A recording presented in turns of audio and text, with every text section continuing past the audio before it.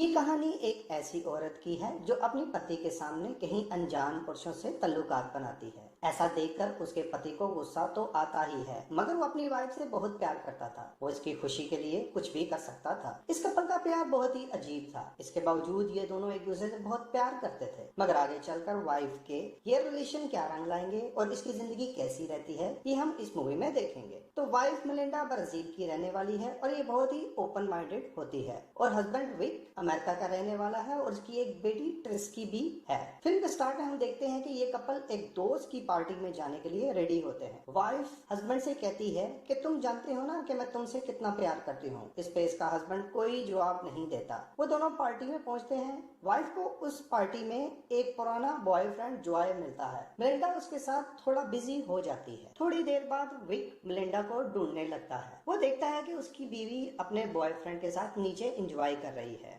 Melinda को और उसके साथ देखकर विक बिल्कुल भी सरप्राइज नहीं होता। पार्टी में एक दोस्त देखकर कहती है कि तुम्हें गुस्सा नहीं आता, लेकिन विक कुछ नहीं कहता। थोड़ी देर बाद देखते हैं कि विक की बीवी मेलिंडा पियानो बजा रही है। उसे पियानो बजाता देखकर विक को बहुत खुशी होती है। पार्टी में जॉय और विक आपस में बात करते हैं। जॉय विक से कहता है कि तुम कितने अच्छे पति हो जो अपनी बीवी की पर्सनल लाइफ में बिल्कुल भी इंटरफेरेंस नहीं करते। तुम्हें कोई फर्क नहीं पड़ता कि तुम्हारी बीवी किसके साथ अपना टाइम गुजार रही है। तो विक कहता है, तुम्हें पता है कि मेलिंडा का एक पुराना बॉयफ्रेंड था मार्टिन। इस वक्त मार्टिन शहर में कहीं दिखाई नहीं दे रहा। क्या तुम्हें पता है कि ऐसा क्यों है? जॉय कहता है कि ऐसा क्यों है? विक कहता है कि मैंने उसे मार डाला है, क्योंकि जो भी मेरी बीवी के करीब आएगा मैं उसे अपना शिकार बना दूंगा। ये सुनकर जॉय काफी डर जाता है और पार्टी छोड़कर वहां से चला जाता है। मेलिंडा समझ जाती है और विक से पूछती है कि तुमने जॉय को क्या धमकी दी है? वो पार्टी में कहीं दिखाई नहीं दे रहा। विक कहता है कि नहीं, मैंने उसे कुछ नहीं कहा। रात को विक मेलिंडा का बॉडी मसाज करता है। उसके बाद मेलिंडा कहती है कि तुम अपने कमरे में चले जाओ। इस बात से पता चलता है कि दोनों अलग अलग कमरों में सोते हैं। ऊपर से ये लोग खुश रहने का सिर्फ दिखावा करते हैं, लेकिन अंदर से बहुत दुखी हैं। विक ज्यादातर वक्त अपनी बेटी के साथ गुजारता है। जो वक्त बचता है वो घर में गुजारता है। विक की बेटी बहुत ही स्मार्ट थी। वो अपने स्कूल के लिए एक प्रोजेक्ट तैयार कर रही थी। विक अपनी बेटी को स्कूल छोड़ने के लिए जाता है तो ट्रिस्की की स्कूल टीचर कैली विक से मिलती है, जो कि विक की एक बहुत अच्छी दोस्त होती है। कैली कहती है कि मैंने सुना है कि तुम अपनी बीवी के बॉयफ्रेंड का मर्डर कर देते हो। जॉय लोगों को बता रहा है तुमने मार्टिन का मर्डर कर दिया है। तो विक कहता है कि नहीं, मैं तो मजाक कर रहा था, लेकिन मजाक हो या सच, आइडिया तुम्हारा काम कर रहा है और जॉय तुम्हारे घर के आसपास भी दिखाई नहीं देता। मेलिंडा भी उसकी इस बात से बहुत दुखी थी। वो विक से कहती है कि जॉय को घर पे डिनर के लिए बुलाते हैं और तुम मुझसे सॉरी कहोगे। अगले दिन जॉय डिनर पे आता है। डिनर के बाद मेलिंडा कहती है कि तुम ट्रिस्की के पास जाओ और उसे कहानी सुनाओ। विक समझ जाता है कि मेलिंडा जॉय के साथ इंटीमेट होना चाहती है। विक अपनी बेटी के पास जाता है। ट्रिस्की अपने पापा से कहती है कि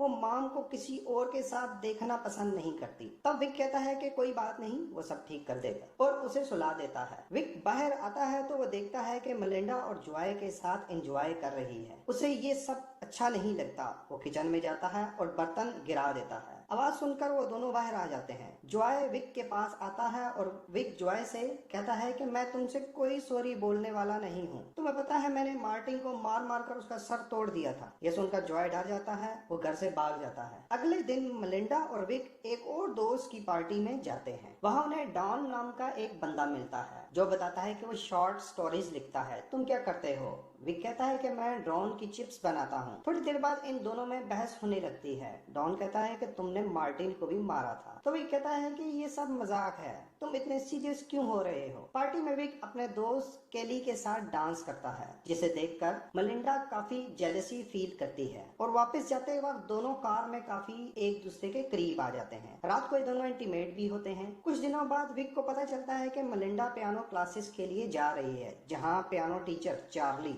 मेलिंडा का नया बॉयफ्रेंड बन चुका है। विक उनके बारे में हर वक्त सोचता रहता है। विक मेलिंडा से पूछता है कि वो रात कहाँ थी, तो वो खुलकर बताती है कि वो चार्ली के साथ थी। साथ ही वो ये भी बताती है कि चार्ली उसे कैसे कैसे खुश करता है। ये सुनकर विक बहुत दुखी होता है। अगले दिन पार्टी पे चार्ली पियानो बजाता है और मेलिंडा उसकी धुन पर डांस करती है। थोड़ी देर बाद विक देखता है कि मेलिंडा और चार्ली कहीं दिखाई नहीं दे रहे। जब वो उनको ढूंढने ऊपर की तरफ जाता है तो देखता है कि वो दोनों एक रूम में इंटीमेट हो रहे थे। उसके बाद वो दोनों स्विमिंग पूल में स्विमिंग करने लगते हैं। वहाँ भी वो बहुत एंजॉय करते हैं। ये देखकर विक को बहुत गुस्सा आता है और वो पागल हो जाता है। अचानक से बारिश होने लगती है। सभी लोग घर के अंदर चले जाते हैं। सब लोग घर के अंदर पार्टी एंजॉय कर रहे होते हैं। उसी वक्त विक चार्ली को स्विमिंग पूल में डुबोकर मार देता है। उसके बाद वो भी अंदर आकर बिस्किट एंजॉय करने लगता है। थोड़ी देर बाद मलिंडा चार्ली को ढूंढती हुई बाहर जाती है तो स्विमिंग पूल में चार्ली की लाश देखती है। शोर मचाने पर सभी लोग उसे बाहर निकालते हैं, लेकिन वो मर चुका था। पुलिस भी आती है, सबसे पूछताछ करती है, लेकिन उन्हें कुछ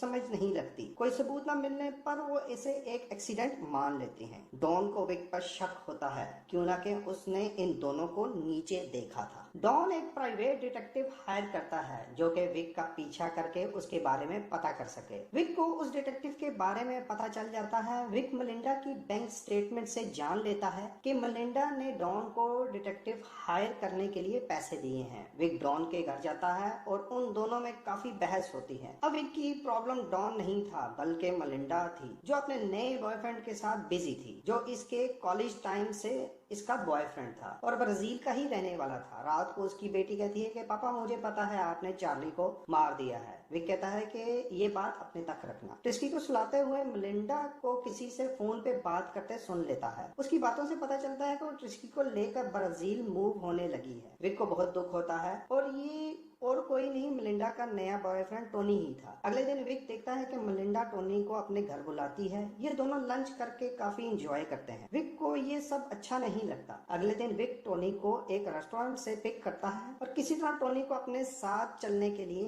एग्री करवा लेता है। विक उसे लेकर हाइकिंग साइट पे जाता है। वहाँ पहुंचकर दोनों कार से उतरते हैं। टोनी थोड़ा आगे जाता है तो विक एक पत्थर से उसे मारता है, जिसके बाद टोनी एक पहाड़ी से गिरकर मर जाता है। नीचे जाकर ये टोनी की लाश को एक पत्थर के साथ बांधकर नदी में बहा देता है। साथ ही टोनी का पर्स निकालकर अपने पास रख लेता है। विक अपने डॉग के साथ घर पहुंचता है। घर आकर वो मलिंडा से पूछता है कि क्या बात है, टोनी आजकल दिखाई नहीं दे रहा। विक अपनी बेटी के साथ एंजॉय करता है। मलिंडा कहती है कि काफी टाइम हो गया है, हाइकिंग साइट पे हम नहीं गए। ये तीनों अगले दिन हाइकिंग साइट पे जाते हैं। वहाँ विक मलिंडा को उसके फोटोज दिखाता है जो उसने खुद ली थी। मलिंडा अपनी फोटोज देखकर बहुत खुश होती है और कहती है कि तुम वाकया ही एक बहुत अच्छे हस्बैंड हो। मेरी इन हरकतों के बावजूद भी मुझसे इतना प्यार करते हो। मुझे तुमसे ज्यादा प्यार करने वाला कोई और नहीं मिल सकता। तभी वो अपनी बेटी को देखता है कि उसकी बेटी नदी के पास चली गई है। वो उसे वापस लाने के लिए वहां जाता है। विक देखता है कि टोनी की बॉडी फूलने की वजह से पानी से बाहर आ गई है। विक फौरन ही मलिंडा और ट्रिस्की को लेकर घर की तरफ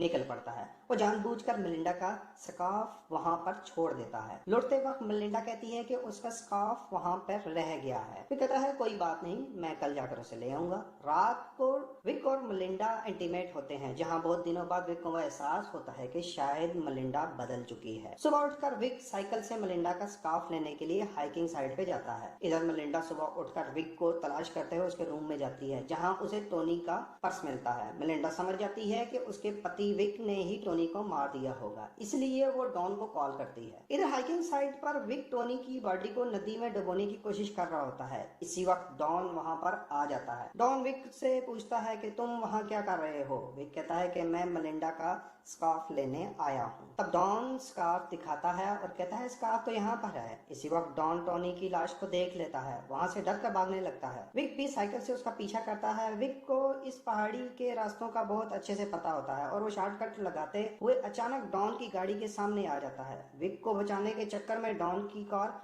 पहाड़ी की तरफ मुड़ जाती है और डॉन पहाड़ी से नीचे नदी में गिरकर मर जाता है। इधर मलिंडा रोते हुए अपना बैग पैक कर रही होती है। वो वहां से जाना चाहती है। तब विक की बेटी ट्रिस्की उसका बैग स्विमिंग पूल में फेंक देती है। वो कहती है कि मैं आप दोनों के साथ रहना चाहती हूँ। मलिंडा कुछ सोच कर रुक जाती है। विक जब घर आता है तो वो देखता है कि मलिंडा सामने बैठी हुई थी। विक पूछता है कि क्या हुआ। मलिंडा कहती है कि कुछ नहीं, मलिंडा ने टोनी का पर्स भी जला दिया था। उसे रियलाइज हो गया था कि उसके पति से ज्यादा कोई भी उससे ज्यादा प्यार नहीं कर सकता। देर से ही सही ये दोनों एक दूसरे के हो जाते हैं। इसी के साथ ये फिल्म यहीं पे खत्म हो जाती है।